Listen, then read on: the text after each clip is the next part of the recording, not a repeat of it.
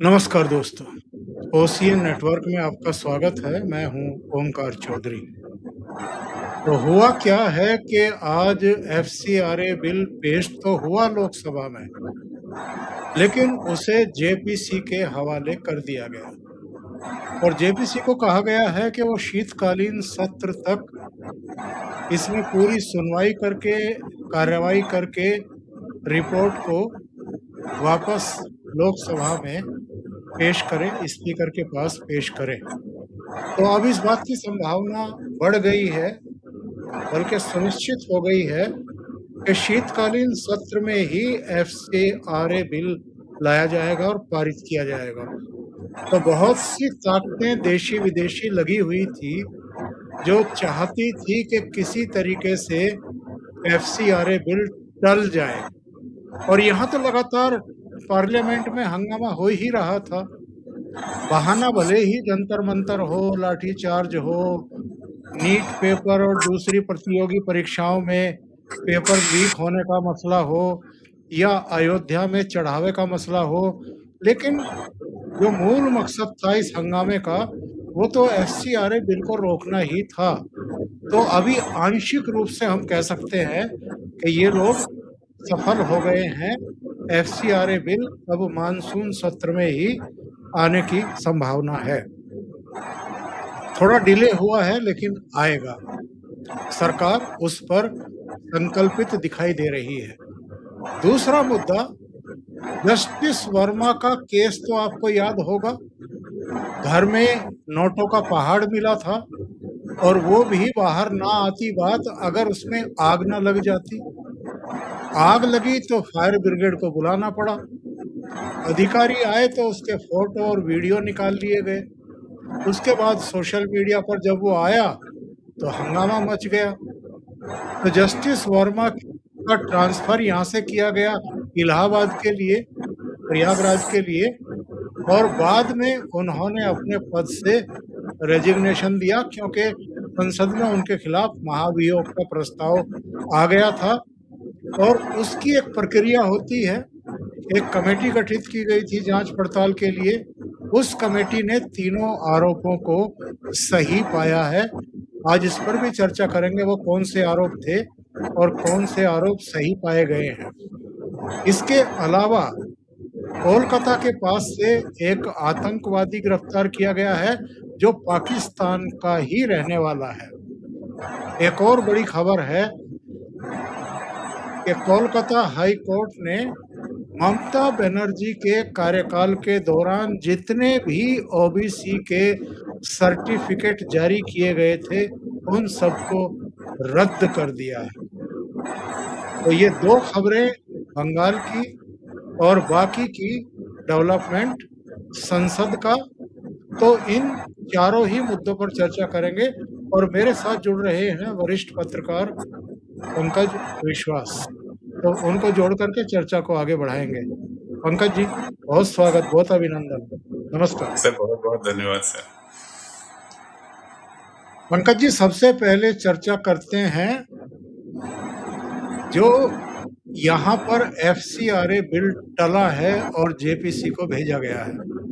अब एक 31 सदस्यीय कमेटी गठित होगी, जेपीसी गठित होगी, जिसमें 21 लोकसभा के मेंबर होंगे और 10 राज्यसभा से लिए जाएंगे। एक कवायद है, क्या आपत्ति है भाई बताइए। विपक्ष से भी पूछेंगे, मिशनरीज से भी पूछेंगे, बाकी लोगों से भी पूछेंगे, और मानसून सत्र से पहले ये रिपोर्ट आ जाएगी। मानसून सत्र में संभवतः एफसीआरए बिल को ये लोग रोक नहीं पाएंगे, लेकिन बहुत सारे लोग, बहुत सारे संगठन और ताकतें खुश तो बहुत होंगी आज। सर खुश तो जरूर होंगे, क्योंकि ये अगर एफसीआरए लागू हो जाएगा और सरकार जिस तरीके से चाह रही है उस तरीके से अगर लागू हो जाता है तो बहुत सारी ताकतों को इसमें प्रॉब्लम होगा, जिसमें पहला नंबर मिशनरीज का आता है, उसके बाद एनजीओज का आता है, फिर कुछ पॉलिटिकल पार्टीज का आता है, और अलग अलग बहुत सारी ताकतें हैं जिन जिन जो इसमें प्रॉब्लम में पड़ेंगे।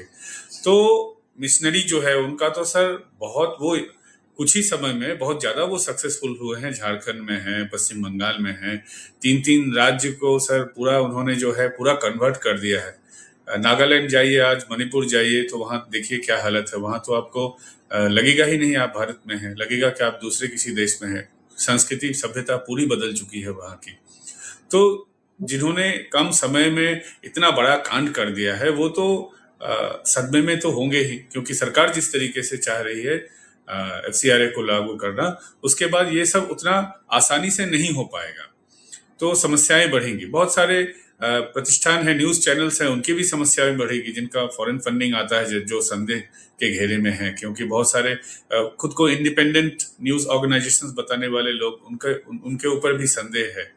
तो अगर ये 2-3 महीने 6 महीने के लिए भी अगर टल जाता है, क्योंकि हमने देखा इससे पहले सर वक्फ जब आने वाला था उसमें जो टीएमसी के कल्याण बनर्जी का हंगामा हमने देखा, असदुद्दीन ओवैसी साहब का हमने विरोध देखा, जनता लोगों को सड़कों पे लाया गया इसके खिलाफ, ये सब हमने देखा है सर कि ऑपोजिशन पार्टीज जो है वो हमेशा कुछ किसी भी बिल को अगर टाल देती है तो उसी को वो अपना सक्सेस मानते हैं, क्योंकि अल्टीमेटली आज न कल सरकार तो इसको लाएगी ही।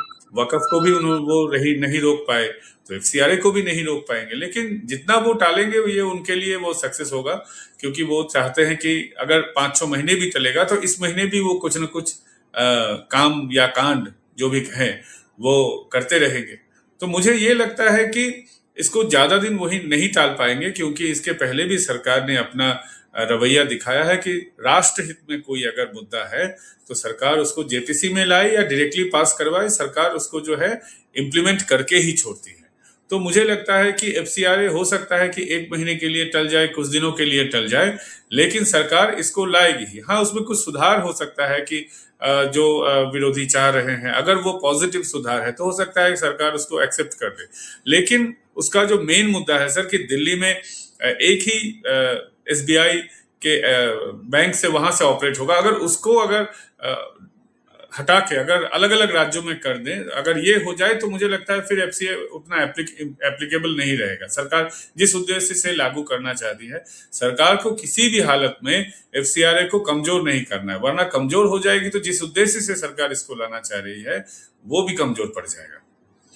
इसके अलावा ये लोग ये भी चाहते हैं कि जो एक क्लॉज है उसमें कि अगर एफसीआरए लाइसेंस आपका रिन्यू नहीं होता है या आपने कोई गड़बड़ी की है तो ऐसे में जो विदेशी संपत्ति से, विदेशी धन से अर्जित संपत्ति है वो भी प्राधिकरण में अटैच हो जाएगी, यानी वो उसके पास चली जाएगी। तो इन लोगों को परेशानी इसको लेकर के भी है। जी सर, होगा ही, क्योंकि मान लीजिए कोई अगर देश विरोधी गतिविधि है, इलीगल एक्टिविटीज वो कर रहे हैं जिसके वजह से लाइसेंस अगर रद्द हो जाता है या रिन्यू नहीं होता है तो ये तो पता चल ही गया कि आपने जो है सही काम नहीं किया, आपने गलत काम किया है, तो उसमें अटैच होना ही चाहिए। हाँ, जो ताकतें हैं जो चाहते हैं कि नॉर्थ ईस्ट का एक बड़ा एरिया जो है वो एक क्रिश्चियन कंट्री बन जाए। शेख हसीना ने जो पहले भी कहा था वो देश छोड़ने से पहले, क्योंकि नॉर्थ ईस्ट में एक बड़ा यहाँ गेम चल रहा है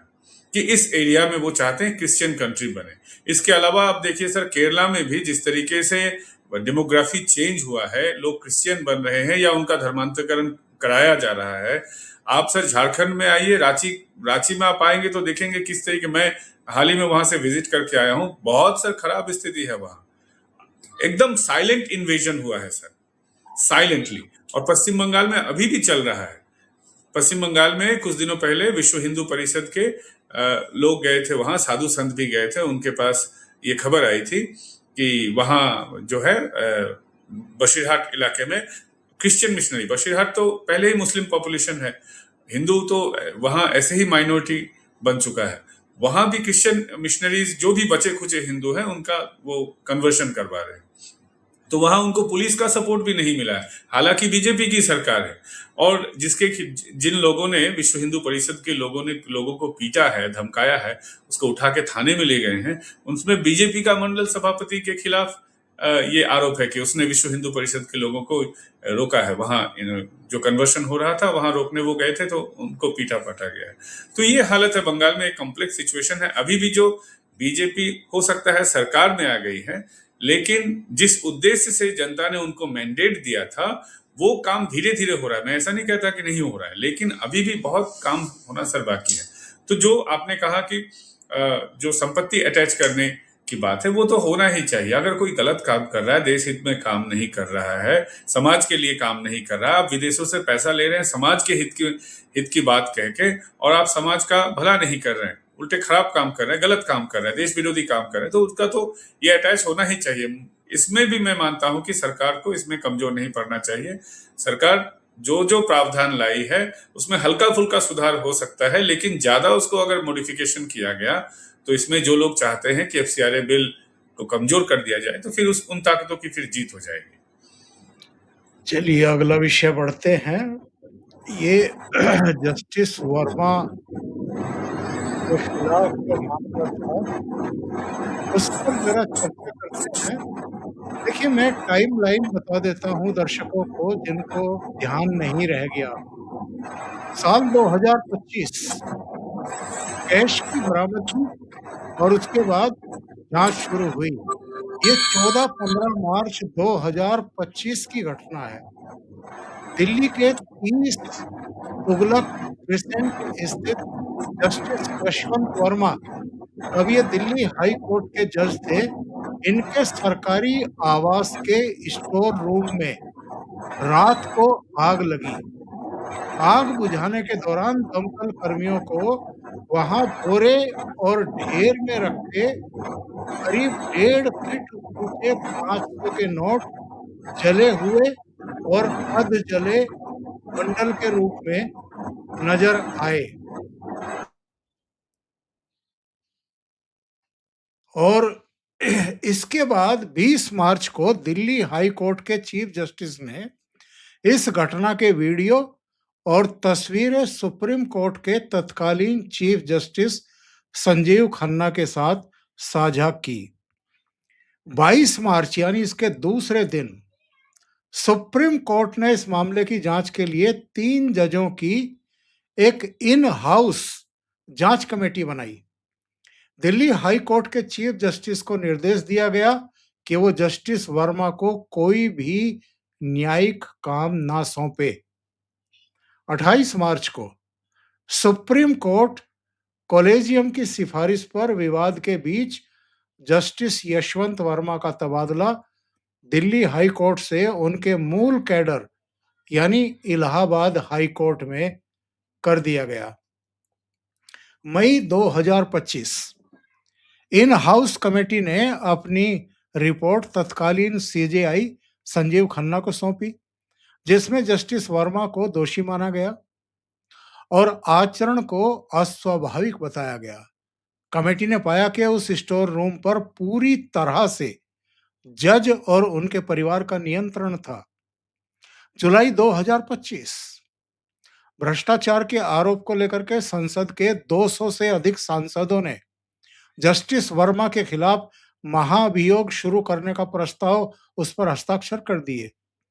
फिर 12 अगस्त 2025 को यानी ठीक 1 साल पहले लोकसभा अध्यक्ष ओम बिरला ने सांसदों के नोटिस को स्वीकार करते हुए न्यायाधीश जांच अधिनियम के तहत सुप्रीम कोर्ट के जस्टिस अरविंद कुमार की अध्यक्षता में एक 3 सदस्यीय संसदीय जांच समिति का गठन किया। 9 अप्रैल 26 को महाभियोग की कार्रवाई और चौतरफा दबाव के बीच जस्टिस यशवंत वर्मा ने अपने पद से इस्तीफा दे दिया। 18 मई 2026 को जस्टिस अरविंद कुमार की अध्यक्षता वाली संसदीय जांच समिति ने अपनी विस्तृत जांच पूरी करके रिपोर्ट स्पीकर साहब को सौंप दी। 7 अगस्त 2026 को सुप्रीम कोर्ट ने पूर्व जस्टिस वर्मा के खिलाफ एफआईआर दर्ज करने और एसआईटी जांच की मांग करने वाली एक जनहित याचिका को यह कहते हुए खारिज कर दिया कि ये केवल सस्ती लोकप्रियता के लिए दायर की गई थी। 12 अगस्त यानी आज संसद के मानसून सत्र के दौरान जांच समिति की अंतिम रिपोर्ट लोकसभा और राज्यसभा में पेश की गई। अब आप जानना चाहेंगे कि इस रिपोर्ट में है क्या? तो रिपोर्ट के जो मुख्य निष्कर्ष हैं, करंट स्टेटस क्या है? अघोषित नकदी का आरोप सही पाया गया है। वे अपने घर में मिली भारी नकदी के स्रोत और मालिकाना हक का कोई संतोषजनक जवाब इस 3 सदस्यीय कमेटी को नहीं दे पाए। सबूतों से छोड़ छेड़छाड़ हुई है। आग लगने के बाद घटनास्थल को सील करने से पहले वहां साफ सफाई की गई और साक्ष्यों को सुरक्षित रखने में गंभीर लापरवाही बरती गई और टाल मटोल वाला रवैया। जांच के दौरान उनके जवाब विरोधाभासी भी थे और असंतोषजनक भी थे। तो पंकज जी, बेहद गंभीर मसला है। इस्तीफा दे चुके हैं, ठीक है, लेकिन कार्रवाई तो बनती है। इनके सब पेंशन-वेंशन रोके जाने चाहिए, इन पर एफआईआर होनी चाहिए, इनको उठा करके जेल में डाल देना चाहिए। सर, ये घटनाक्रम जो है ये दर्शाता है कि न्याय व्यवस्था में भी भ्रष्टाचारी लोग हैं। और सर, न्याय व्यवस्था में बहुत ज्यादा समस्या है जिसको अभी भी एड्रेस किया जाना बाकी है। सर, जो लोग जिनके खिलाफ केस है या जो है अलग अलग भटकते हैं अलग अलग न्यायालय में, उनको पता है कि वहां किस तरीके का भ्रष्टाचार है। मेरे ऊपर भी 7 एफआईआर्स हैं और 2 बार अरेस्ट हुआ, तो मुझे भी पता है कि वहां क्या खेला चलता है। सर, एक डेट आगे पीछे करने के लिए भी 50-100 रुपया जो है घूस देना पड़ता है। क्या जज को पता नहीं होता है कि उसके बगल में बैठा हुआ व्यक्ति डेट के लिए घूस लेता है? एक आप कोई भी कागज अदालत से निकलवाइए, पूरी तरीके से मुफ्त है, लेकिन आप साधारण इंसान हैं तो आपको वहां स्टोर रूम में जाने ही नहीं दिया जाएगा। आपको किसी मोहरी की जरूरत होगी। और वहां भी क्या कितना भ्रष्टाचार है वो सबको पता है, जो लोग न्यायालय के चक्कर काटते हैं। और बहुत सारे केस ऐसे हैं जहां पर जो है न्याय बिक जाता है पैसों के आगे। सबको पता है, बड़े एकदम सुप्रीम कोर्ट से लेकर लोअर कोर्ट तक क्या क्या खेला चलता है, कौन कौन लोग उस खेला में शामिल होते हैं। आज ये नोट जल गया, उनके घर में आग लग गई जस्टिस साहब के, तब जाके पता चला। और सोचिए, एक साधारण इंसान अगर इस तरीके का भ्रष्टाचार करता, आज वो हिरासत में होता, 1-2 साल उसको जेल खटना पड़ता। लेकिन कोई जस्टिस साहब अगर हैं तो उनको कोई छू नहीं सकता है, उनको पुलिस अरेस्ट नहीं कर सकती है। उनका उनके लिए जो न्यायिक प्रक्रिया है वो जस्टिस कॉलोजियम बना के या अपने ही बिरादरी के लोग उनके ये करेंगे। क्यों ऐसा होगा?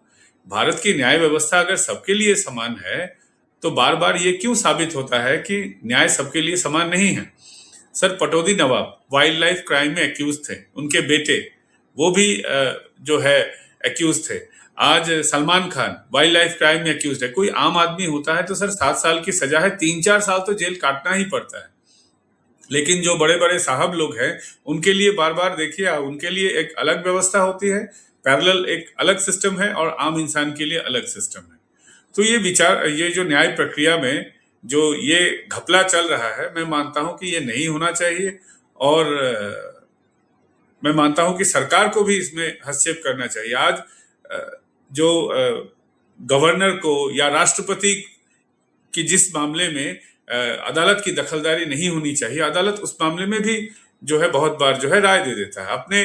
अपने सिस्टम के बाहर जाकर भी अदालत बहुत बार निर्णय लेता है। लेकिन उनके खिलाफ अगर आरोप है तो वो अपने ही बिरादरी के लोग उसको सेटल करेंगे। तो मैं मानता हूं कि न्यायिक प्रक्रिया में बहुत ज्यादा गड़बड़ी है, अभी भी गड़बड़ी है, और भ्रष्टाचार सबसे ज्यादा न्यायिक प्रक्रिया में है। पुलिस करप्ट है, सबको पता है, लेकिन न्याय व्यवस्था में जो करप्शन है उसको कौन रोकेगा? अगर वो जज ना होते तो क्या पुलिस को अंदर आने देने से वो जो आप सर फोटो दिखा रहे हैं, जब वो फोटो लिया गया था इसके बाद वो सब हटा दिया गया, अगर वो जज ना होते, कोई आम आदमी होता, तो पुलिस क्या उनके घर में घुसने से डरती? नहीं डरती।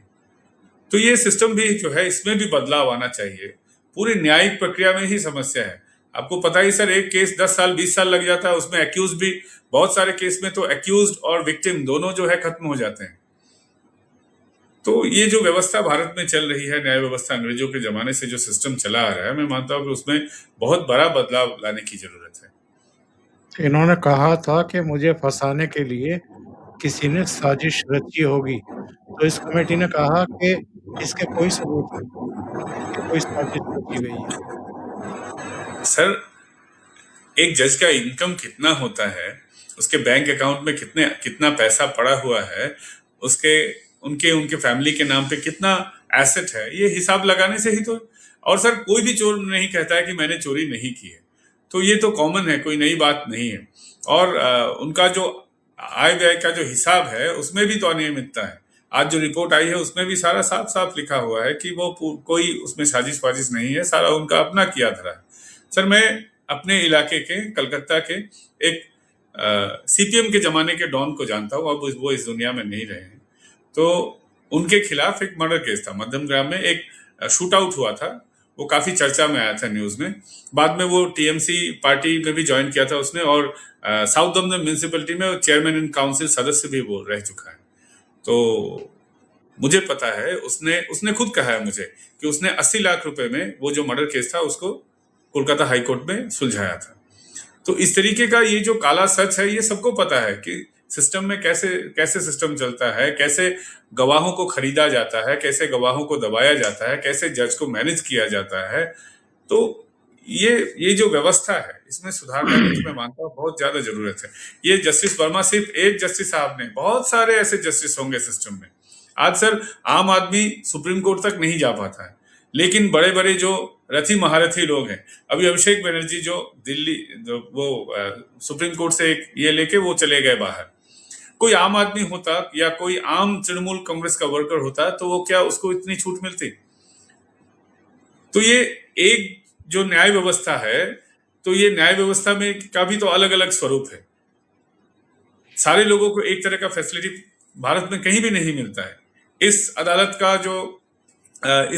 ने जो निर्णय लिया है वो दूसरे अदालत में बदल जाता है। तो क्या ये भी तो प्रश्न उठेगा, तो क्या निचली अदालत ने जो निर्णय लिया था, क्या वो गलत था या सही था? तो ये अदालत का जो खेल है, मैं मानता हूं कि इसमें भी एक कॉमन प्लेटफॉर्म लाना चाहिए। और जस्टिस जो है वो जिस तरीके से उनको अलग से सुरक्षा मिलती है, इम्यूनिटी मिलती है, तो वहां भी मैं मानता हूं कि उनको इतना इम्यूनिटी जो मिलता है कानून व्यवस्था में, वो भी आज के डेट में सोचना चाहिए वो सही है या गलत।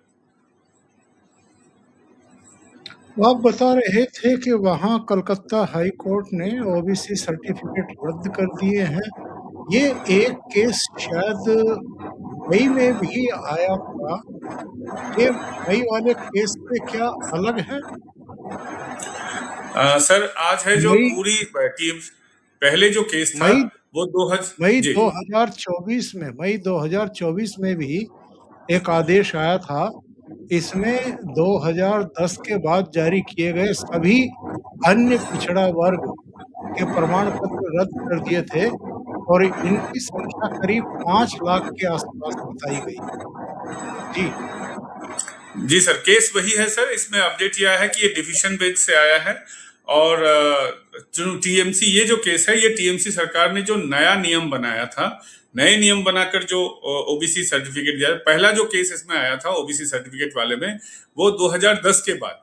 तो 2010 के बाद एक साल उसमें लेफ्ट के जमाने का भी आता है, क्योंकि लेफ्ट के जमाने में ही सबसे पहले ओबीसी के नियम में बदलाव लाकर कुछ मुस्लिम समाज से भी उसमें ओबीसी में लिया गया था। तो उसके बाद ममता बनर्जी ने उसको आगे बढ़ाते हुए करीब 70+ 75-76 के आसपास जो मुस्लिम कास्ट दिखाते हुए, हालांकि मुस्लिम समाज में इस तरीके से कास्ट होता है या नहीं मुझे पता नहीं, क्योंकि इस्लाम तो सबको बराबरी का हक देता है, वो लोग कहते हैं, उनका ऐसा मानना है।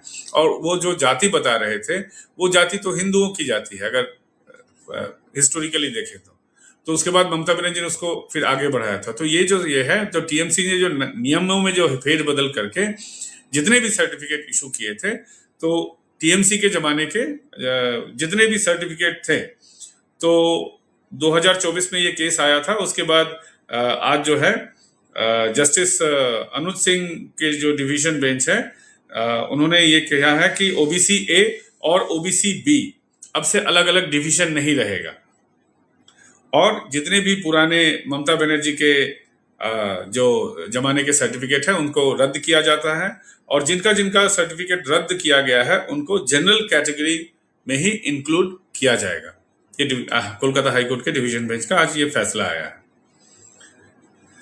लेकिन एक बात जो पिछली बार भी चिंता जाहिर की गई थी कि ओबीसी सर्टिफिकेट के आधार पर जिनको नौकरी मिल गई है उनका क्या स्टेटस रहेगा?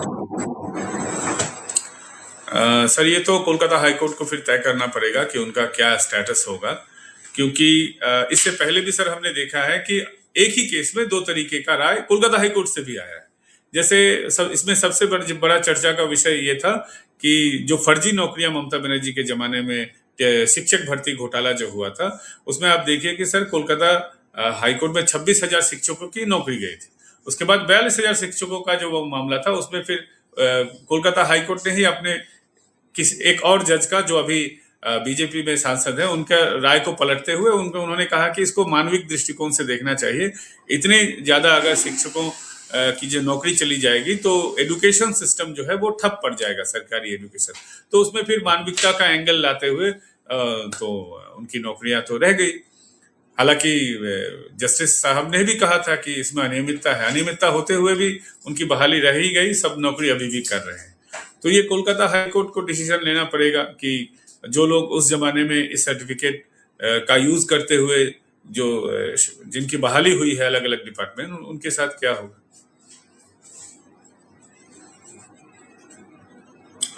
सर, ऑडियो म्यूट हो गया आपका सर। जी, अंतिम विषय पर आते हैं। आपने बताया कि कोलकाता के पास एक पाकिस्तानी निवासी आतंकवादी को गिरफ्तार किया गया है। राणा रऊफ करके ये है, 24 परगना जिले के बनगांव से इसे गिरफ्तार किया गया है। फर्जी दस्तावेजों के सहारे ये संवेदनशील सैन्य और रेलवे जानकारी पाकिस्तान भेज रहा था। ये तो बहुत गंभीर मसला है।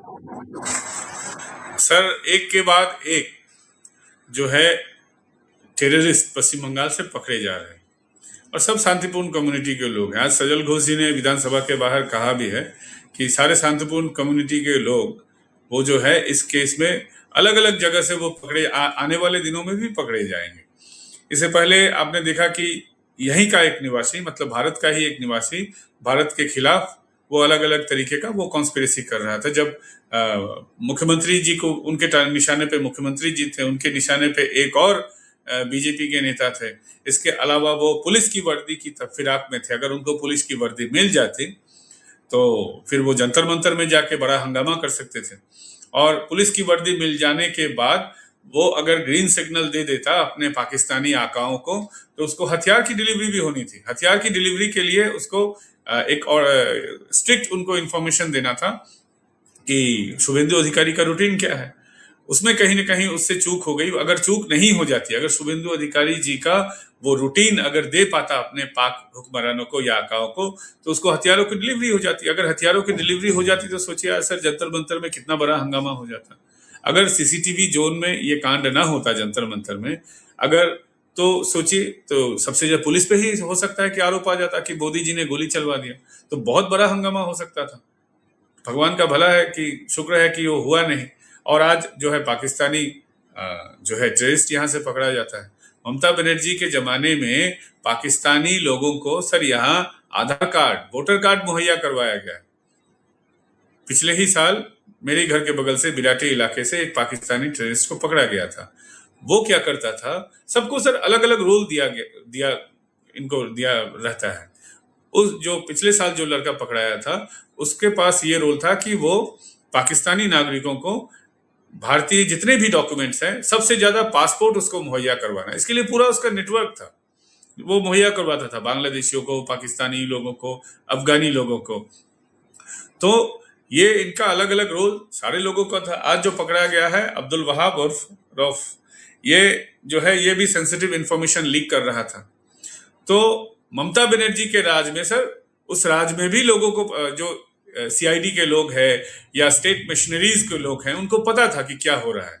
लेकिन ममता बनर्जी का ग्रीन सिग्नल था कि कुछ नहीं करना है उनके खिलाफ।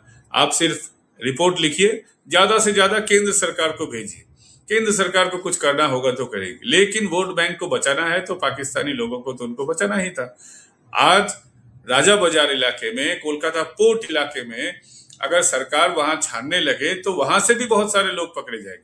हाँ, धीरे धीरे ये प्रक्रिया जो है आगे बढ़ रही है। पहले तो हम सोच ही नहीं सकते थे कि किसी पाकिस्तानी टेररिस्ट को यहाँ बंगाल से पकड़ लिया जाएगा। ये तो पूरा इलाका ममता बनर्जी ने सेफ जोन बनाकर रखा था। आज जो है धीरे धीरे वो सिस्टम टूट रहा है और इन लोगों को पकड़ा जा रहा है। बिल्कुल सही है। और जिस तरीके से शुभेंदु अधिकारी की जान के पीछे ये लोग पड़े हुए हैं, ममता बनर्जी का यहाँ से हटना बर्दाश्त नहीं हो रहा है। सर, ममता बनर्जी उनके लिए काइंड ऑफ मसीहा थी, जो सब कुछ देखते हुए भी अनदेखा करती थी और उनको बढ़ावा देती थी। ममता बनर्जी मुझे लगता है कि देश की एकमात्र मुख्यमंत्री होंगी जो अपने ही नागरिकों को धमकाती थी कि 1 मिनट में तुम्हारा बैंड बजा देंगे, 1 सेकेंड में 12 बजा देंगे। शुक्रवार होता है तो उनका पारा चढ़ जाता है, तुम लोग थोड़ा बर्दाश्त करो। दंगा सबसे ज्यादा ममता बनर्जी के राज में पश्चिम बंगाल में सबसे ज्यादा दंगे हुए हैं। कोई भी महीना ऐसा नहीं जाता था कि पश्चिम बंगाल के किसी कोने में सांप्रदायिक हिंसा की घटना नहीं घटती थी। और एकदम प्लान माफिक हिंदुओं का जितना भी त्योहार होता था, कोई भी त्योहार शांतिपूर्ण तरीके से नहीं गुजरता था। अगर दो कम्युनिटी का त्योहार अगर एक साथ आता था तो हिंदुओं को पीछे हटना पड़ता था। दुर्गा पूजा का विसर्जन विजयादशमी के तिथि को नहीं रोकना पड़ता था। आप एकादशी, द्वादशी, त्रयोदशी को दीजिए, लेकिन उनका अगर ताजिया यहाँ उस दिन को गुजरना है या उनका कोई त्योहार है तो उनका ही त्योहार मनेगा। हिंदुओं के त्योहार को बंद रखना पड़ेगा। दुर्गा पूजा में आपको अजान का टाइमिंग लगाना पड़ेगा। ये था ममता बनर्जी का दौर। तो ये ममता बनर्जी का दौर तो उनके लिए जन्नत के समान था। तो आज ममता बनर्जी नहीं है, ममता बनर्जी अपोजिशन में चली गई है, सरकार में नहीं है, तो उनके पेट में तो दर्द तो होगा ही। क्योंकि अब शुक्रवार को सड़क के ऊपर जो है वो उनका जो धार्मिक कार्यक्रम है उनको करने नहीं दिया जाता है। आज उनको तलवार निकल के यहाँ पर नारेबाजी करने नहीं दिया जाता है। तो इतने दिनों से जो उनका आदत था, वो बुरी लत अब छूट रहा है उनका, तो उनको तो दुख तो होगा ही, दर्द तो महसूस होगा ही।